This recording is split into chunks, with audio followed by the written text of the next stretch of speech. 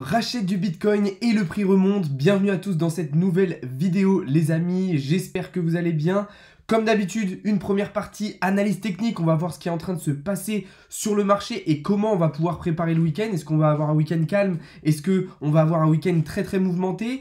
Ensuite, évidemment, on passera sur de l'analyse fondamentale. On verra que donc le Salvador a racheté du Bitcoin, ce qui est une très bonne nouvelle. Mais on parlera aussi d'analyse fondamentale en parlant des résultats de l'inflation européenne, des résultats d'entreprises aux États-Unis, puisqu'on a eu une semaine très chargée cette semaine. Et puis on terminera cette vidéo, ce live, avec des actualités, quelques petites actualités très intéressantes que je vous laisserai découvrir tout à l'heure. Juste avant de commencer, je vous le rappelle qu'il y a toujours le concours sur Instagram et sur Twitter avec plein de cadeaux à gagner, de la crypto, des séances de coaching, des accès premium sur le Discord. Donc vraiment, je vais vous régaler tout l'été les amis. Je vous laisse aller checker tout ça dans la description, dans la biographie. Et on va pouvoir commencer direct. Du coup, comme je vous le disais, une première partie analyse technique. Globalement, on est sur une fin de semaine dans le vert sur le marché crypto avec un Bitcoin aujourd'hui qui a repris un petit peu de force, qui a rebondi sur les 19 000 $. Même chose pour Ethereum qui a plutôt bien réagi sur les 1000 $. Mais attention, on ne va pas s'emballer trop vite. On verra juste après que en réalité, on est bien dans une situation baissière.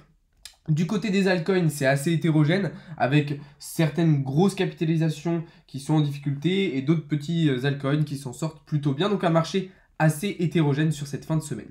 Du côté de l'indice Fear and Greed, on est toujours dans un niveau de peur extrême, rien d'étonnant de ce côté-là, avec un indice à 11 aujourd'hui. Et du côté de l'indicateur Blockchain Whisper, on voit que les longs sont toujours largement en avance, en avantage sur les shorts. C'est normal, vu qu'on est en train de corriger, les gens rachètent. Mais attention, vous le savez, la majorité a souvent tort. On pourrait donc avoir un retournement de situation et une prolongation de correction dans les jours à venir.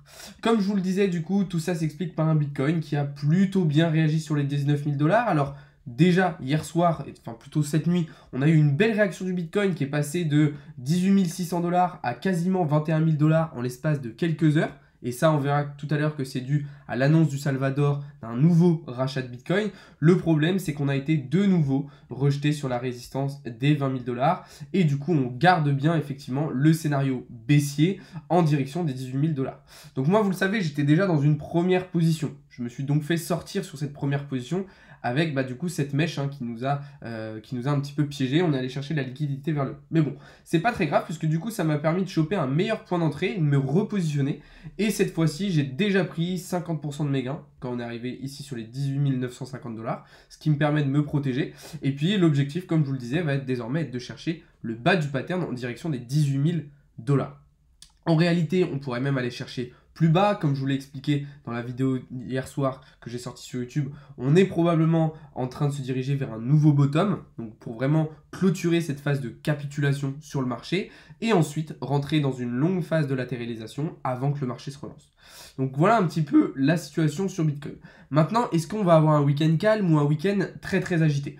Pour l'instant, c'est assez compliqué de le savoir. Globalement, on devrait prolonger cette tendance baissière vers les 18 000 $. Maintenant, est-ce qu'on va aller chercher dès ce week-end ou pas? Ça va surtout dépendre des actualités qu'on va avoir. Sauf que l'on le sait, le week-end, généralement, on n'a pas des grosses actualités comme on a pu l'avoir avec le Salvador cette nuit. Donc globalement, moi, je m'attends à un week-end plutôt calme, sauf demain matin, où on le sait. Voilà, le samedi matin, généralement, c'est assez violent et on se retrouve avec des gros crashs sur le marché crypto. Donc peut-être que demain matin, on va avoir un petit peu de mouvement, mais sinon, je pense qu'on devrait avoir un week-end assez calme avec un Bitcoin qui devrait descendre tranquillement vers les 18 000 $. Et peut-être que ces 18 000 $, on les touchera uniquement lundi matin. Donc voilà un petit peu la situation sur Bitcoin. Dans tous les cas, vous le savez, on est toujours totalement baissier. Alors même si grâce au pump de hier soir, on a fait une bonne clôture mensuelle et une bonne clôture trimestrielle, donc au-dessus des 20 000 $, on reste tout de même en dessous de ce niveau de Fibonacci en weekly et le prochain à aller chercher est celui-ci en direction des 17 140 $. Donc ça, de ce côté-là, la situation n'a pas changé les amis. On est toujours dans la même optique, on est toujours baissier. Donc voilà, ça fait vraiment un moment que je vous le dis. D'ailleurs, pour tous ceux qui me suivent, je vous le disais que cette cassure du pattern H4, c'était probablement un piège et qu'on allait revenir chercher plus bas. Donc félicitations à ceux qui ont écouté mes petits conseils. Du côté d'Ethereum, eh bien, on est dans une situation vraiment similaire. Là, cette fois-ci, sur mon trade, je ne me suis pas fait sortir. On s'est arrêté juste avant mon stop loss que j'avais placé au niveau du plat qui jaune et au niveau juste au-dessus en fait de ce niveau de Fibonacci. J'avais fait exprès de le mettre un tout petit peu plus haut pour éviter de l'absorption de liquidité. Donc là, je suis vraiment fier de moi. Donc là, on revient tester une nouvelle fois la résistance des 1000 $. Et puis, on devrait probablement être rejeté si Bitcoin valide son scénario baissier. Et dans ce cas-là, Ethereum aurait pour objectif de venir chercher le bas de son pattern H4 vers les 900 $. Ethereum, comme pour Bitcoin, est sous son niveau de Fibonacci en weekly. Et donc, on a pour objectif de venir chercher le prochain en direction des 767 $. Bon, tout ça, je vous l'avais déjà expliqué. C'est pour ça que je ne vais pas trop m'attarder dessus. Mais globalement, voilà la situation sur Bitcoin et Ethereum. Donc moi, vous le savez, j'avais déjà réinjecté un petit peu de liquidité sur le marché il y a quelques semaines. Là, clairement, je vais attendre, hein, au vu de la situation qu'on a, je vais attendre avant de réinjecter des liquidités puisque je considère qu'on devrait aller chercher des plus bas encore plus intéressants et du coup des prix d'achat encore plus intéressants. Ok, du coup, désormais, on va regarder un petit peu du côté no trade, en fait, ce qui s'est passé dans cette semaine de trading. Alors, vous le savez, avec ADA et ses héros, on s'est régalé cette semaine avec des magnifiques prises de position qui nous ont régalé. Ça, je vous l'ai partagé dans les précédentes vidéos. Maintenant, aujourd'hui, on a pris quand même des petites positions qui sont plutôt sympas. Déjà, sur Matic, la cassure de ce triangle de compression en M15. Alors, c'est une cassure qui n'est pas très nette. Pour l'instant, on a du mal à aller chercher plus bas. On a même failli se faire sortir avec le prix qui est remonté très proche de notre stop loss. Mais pour le moment, ça tient le coup. Donc là, moi, ce que j'ai fait, c'est qu'ici, là, j'ai clôturé 25% de ma position. Alors évidemment, pas pile poil sur le plus bas, hein, juste ici, j'ai clôturé 25% de ma position. Comme ça, je m'assure déjà un petit peu de bénéfice. Et puis là, je pense que probablement dans la soirée, on devrait venir chercher toutes les targets qu'on s'est prévues. Donc comme target, j'ai utilisé la hauteur du triangle que j'ai reporté ici à l'endroit de cassure. Donc ça devrait nous emmener juste ici. Et puis on va utiliser aussi les niveaux de Fibonacci pour aller chercher les prochaines targets. Encore une fois, ce n'est pas du conseil en investissement, hein, je vous partage uniquement mon avis, mes analyses, mais ce n'est pas du conseil. Voilà, faites bien vos propres recherches, vos propres analyses avant de vous positionner. Ensuite, du côté du BIT. Donc le BIT, pourquoi je le trouve intéressant? Parce que c'est le token tout simplement de la plateforme Bybit. Donc évidemment, c'est un token qui a une bonne utilité et que je trouve très intéressant. Là, sur le BIT, l'objectif aurait été de casser ce triangle de compression en M15 par le haut. Malheureusement, la cassure se fait par le bas. Alors, pour l'instant, moi, j'ai pas pris position par le bas parce que vous voyez qu'au final, on est vite venu réintégrer. Donc là, ce que je vais faire, c'est qu'en fait, je vais surveiller ici ce twist du nuage. Et dans ce cas-là, on pourrait peut-être utiliser une prise de position assez intéressante juste ici, donc avec pour objectif de venir chercher le niveau 0,618 de Fibonacci et puis de positionner son stop loss juste sur le plat SSB du nuage ici, qui a aussi un plat qui jaune, hein, comme vous le voyez, et ce qui permet d'avoir un très bon ratio risque récompense sur notre trade, 2,67, c'est vraiment pas mal du tout. Donc voilà une prise de position qui pourrait être intéressante. Encore une fois, je vais attendre de voir comment va réagir le prix arrivé sur le twist du nuage. Pour l'instant, c'est encore un petit peu tôt pour rentrer en position. Ensuite, du côté du TRX, bon alors là, c'était un trade vraiment assez simple. C'était du scalping. On avait tout simplement un canal ascendant qui pouvait s'apparenter à un bear flag. On a tout simplement attendu la cassure et puis on est venu chercher toutes les targets. Donc en gros, le trade, ça donnait ça. Là, je l'avais décalé un petit peu pour que vous puissiez voir. Mais en gros, le trade, ça donnait ça. On a pris position juste ici. Toutes les targets ont été touchées. Donc là, c'était très important de prendre ces bénéfices. C'est pour ça que d'ailleurs, sur ce trade, je vous avais envoyé qu'un seul take profit. Puisque vous voyez, après, on est remonté. Donc on aurait pu se faire sortir. Donc là, c'est un trade, encore une fois, que je vous avais partagé dans le Discord. Félicitations à tous ceux qui l'ont suivi, c'était full win aujourd'hui. Un dernier trade aujourd'hui, c'était sur EGLD. Alors là, pour l'instant, pas foufou pour le moment sur EGLD. Voilà, il ne s'est pas passé grand chose. On est juste au-dessus de notre prix d'entrée. On est descendu un petit peu dans le rouge tout à l'heure. Donc là, ce qui est intéressant, c'est qu'on va avoir le nuage d'Ishimoku qui va nous protéger. Mais il va vraiment falloir qu'on passe au-dessus pour aller chercher les targets qu'on s'est prévus, donc en direction des 52,50 $. Là aussi, c'est un trade que je vous ai partagé sur le serveur Discord. Maintenant, attention, on est peut-être en train de mettre en place un canal ascendant, là, en M15, qui pourrait potentiellement casser par le bas. Donc moi, vraiment, dès qu'on va repartir un petit peu vers le haut, je ne vais pas hésiter à prendre des profits très rapidement sur mon trade pour éviter de me faire sortir.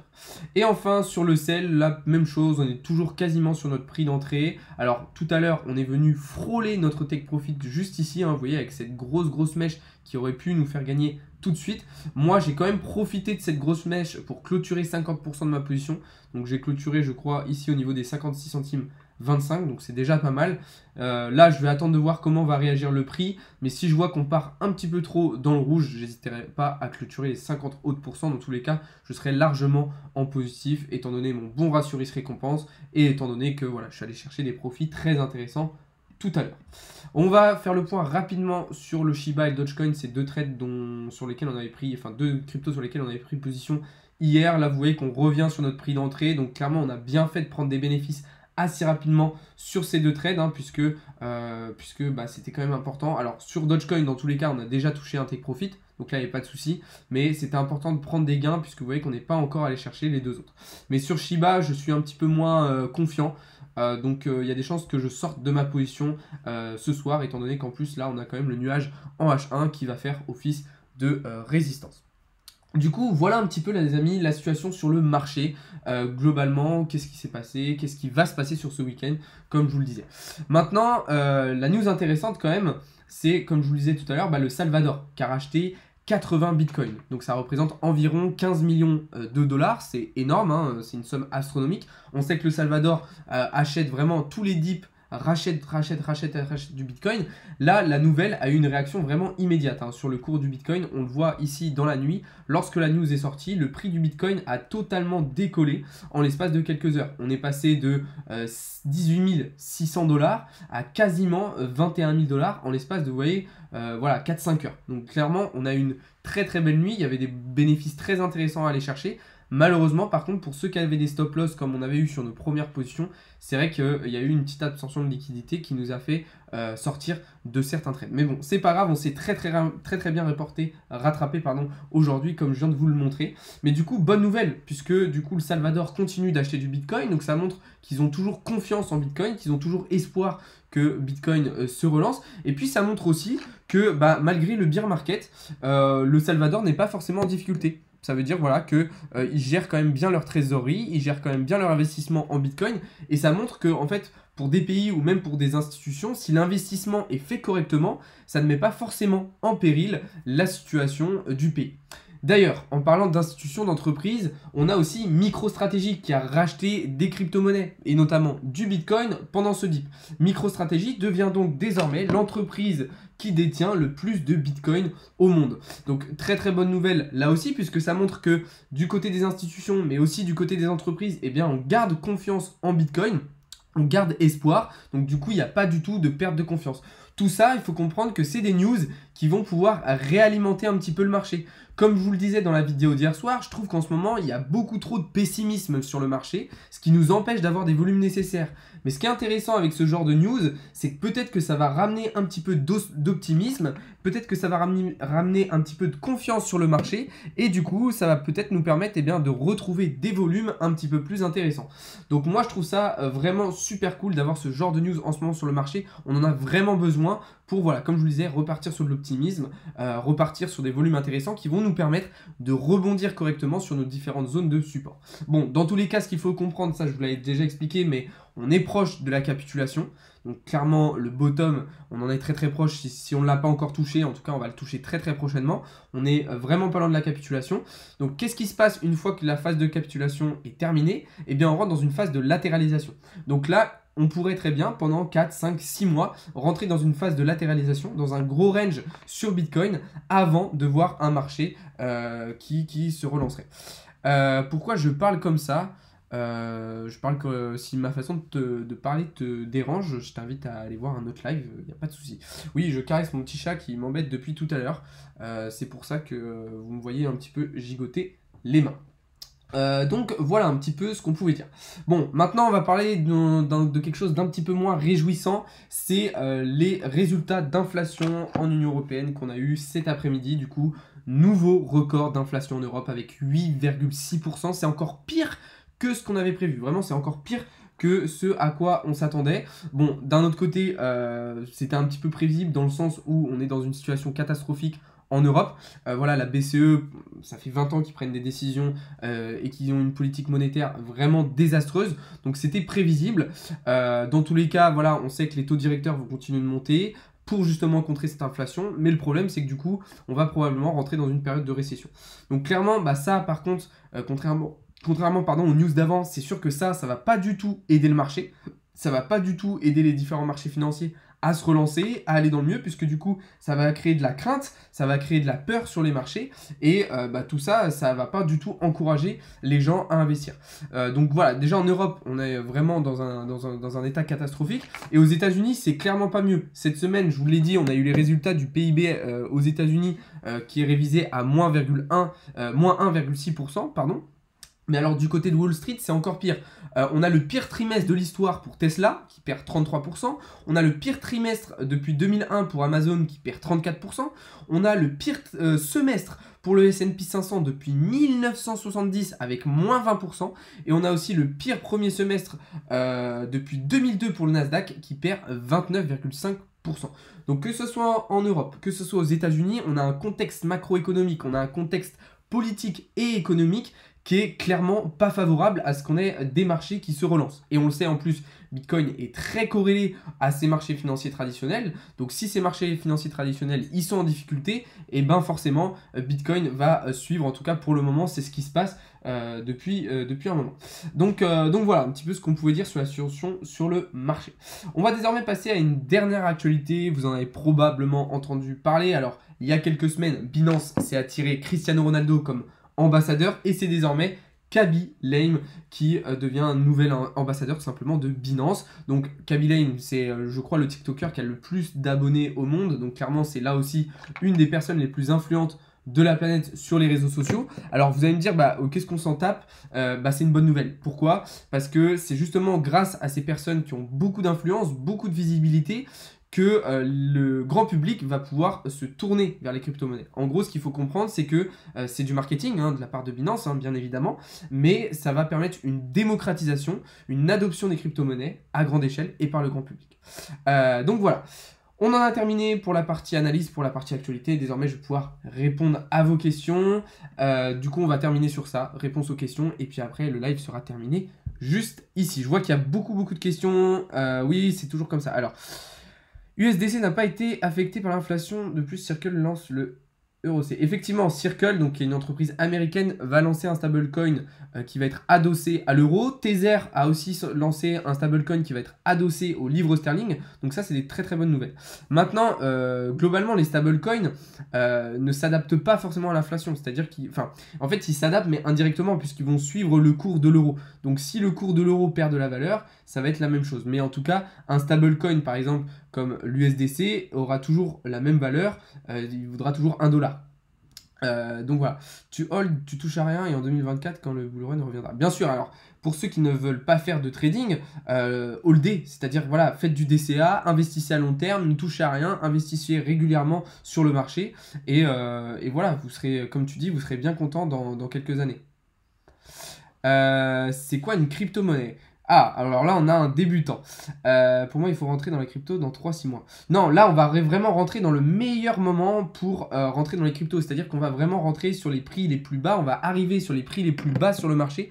Donc clairement, si vous êtes débutant, on va arriver sur les meilleurs moments, les meilleurs prix pour rentrer. Alors, pour répondre juste à la question d'avant, qu'est-ce que c'est une crypto-monnaie? Eh bien, c'est une monnaie numérique décentralisée qui fonctionne grâce à la blockchain. Donc, aujourd'hui, sur la blockchain, il y a deux manières de fonctionner. Soit en proof of work, soit en proof of stake. Ça veut dire que soit on va avoir besoin de mineurs qui vont valider les transactions sur la blockchain, soit avec le proof of stake, on n'aura plus besoin de ces mineurs, mais ça va fonctionner plutôt avec des pools de liquidités. Si tout ça, ça vous intéresse, je vous invite à aller voir la partie DeFi dans le Discord, ou aller voir les différentes vidéos que je vous ai fait sur la DeFi et sur le fonctionnement de la blockchain sur la chaîne YouTube. Perso, j'ai 800 ETH et je full hold la mid. Félicitations à toi, c'est très important, vraiment gardez à long terme, faites du DCA, investissez régulièrement et vous serez très bien dans quelques années. Dans combien de temps penses-tu qu'il faudra rentrer? Et là, Mathilde, tu en penses quoi? Alors, dans combien de temps il faut rentrer? Il ne faut pas tout le temps attendre le meilleur moment pour rentrer. Faut pas tout le temps être dans l'attente du meilleur moment, du meilleur prix. Parce qu'en fait, si vous attendez tout le temps, vous n'allez jamais sauter le pas, vous n'allez jamais prendre le train, vous allez louper le wagon, comme on dit. Donc là, globalement, ce qu'il faut comprendre, c'est qu'on est sur un moment intéressant pour acheter, pour rentrer sur le marché. Si vraiment vous voulez choper des bons prix, vous pouvez encore attendre un petit peu, parce qu'il y a des chances qu'on descende encore plus bas. Mais globalement, sur du long terme, que vous achetiez le Bitcoin maintenant ou à 17 000 $, ça ne changera pas grand-chose sur votre rentabilité. Ce qui est sûr, c'est que vaut mieux rentrer maintenant qu'en septembre dernier ou que dans un an. Parce que dans un an ou 2 ans, le prix aura probablement remonté beaucoup. Donc voilà. Globalement, faut comprendre ça, c'est que en ce moment, effectivement, le marché saigne et effectivement, on est en bear market, mais c'est là qu'on construit nos fortunes de demain, c'est là qu'on construit nos portefeuilles et c'est là qu'il faut prendre de l'avance sur tous les autres. Non, il n'y a rien d'intéressant, il faut prendre en compte le fondamental, la hausse des taux d'intérêt, il y en a trop. Alors, effectivement, comme je vous l'ai dit tout à l'heure, je l'ai précisé tout à l'heure, on est dans un contexte économique, macroéconomique, géopolitique, démocratique, tout ce que vous voulez, qui est mauvais, qui est négatif pour l'ensemble des marchés financiers. Mais le truc, c'est que les crypto-monnaies, elles vont justement pouvoir peut-être tirer avantage de cette situation pour prendre leur élan, comme elles l'ont fait pendant la période du Covid. Et dans tous les cas, même si on continue de descendre, comme je vous le disais, ça peut être intéressant de commencer du DCA maintenant, puisque dans tous les cas, à long terme, on est sur des prix d'achat très intéressants. Ouais, effectivement, très bonne réponse de Gluspao. Effectivement, créer un MetaMask, hein. Aller sur des wallets décentralisés. Alors, pour commencer, pour acheter vos premières cryptos, effectivement, vous pouvez utiliser Binance brièvement, mais vraiment juste pour acheter vos premières cryptos. Mais après, envoyez tout sur des wallets décentralisés. Donc, ça peut être MetaMask, ça peut être Phantom, ça peut être une clé Ledger, ça peut être des SEX. Alors, SEX, c'est tout simplement des exchanges décentralisés. Par exemple, Binance, FTX sont des DEX, ce sont des exchanges centralisés. Nous, ce qui va nous intéresser, ça va être d'aller sur des SEX, donc des exchanges décentralisés. Donc voilà. En tout cas, les amis, eh ben, on va arriver au terme de ce live. C'était vraiment un plaisir d'échanger avec vous aujourd'hui. Merci beaucoup à tous d'avoir regardé. Je vous le rappelle, il y a toujours le concours sur Instagram et sur Twitter avec des cryptos à gagner, des séances de coaching, des accès premium pour le Discord. Vraiment, je vais vous régaler tout l'été. Donc allez checker les concours sur Instagram et sur Twitter. Vous avez tous les liens dans la bio et dans la description. Et je vous le rappelle aussi, la formation e-commerce ainsi que la section e-commerce dans le Discord sont disponibles. Donc je vous le rappelle, la formation, elle est éligible au CPF. Ça veut dire que si vous ou vos parents ont déjà travaillé au moins 2 ans en France, l'État vous finance à 100% la formation. Donc je vous laisse aller checker tout ça. Vous allez dans mon Linktree, dans la bio, dans la description, vous allez dans la partie e-commerce et vous avez tout ça de dispo. Sur ce les amis, je vais vous souhaiter à toutes et à tous une bonne soirée. Demain, c'est une journée assez particulière, je ne serai pas très présent parce que demain, c'est mon anniversaire. Donc voilà, j'essaierai de vous balancer un petit peu de contenu, mais je ne serai pas trop dispo. Donc voilà. Mais en tout cas, si il y a certaines personnes d'entre vous qui n'ont pas pu voir le live en intégralité, je vais vous mettre la rediffusion juste après sur la chaîne YouTube, comme d'habitude. Là encore, vous avez le lien dans la bio et dans la description. Voilà les amis, on arrive au terme de ce live, au terme de cette vidéo. Bonne soirée à tous, on se retrouve dès demain matin pour davantage de contenu et davantage d'analyse. Salut à tous, c'était Alex de Crypto Learning.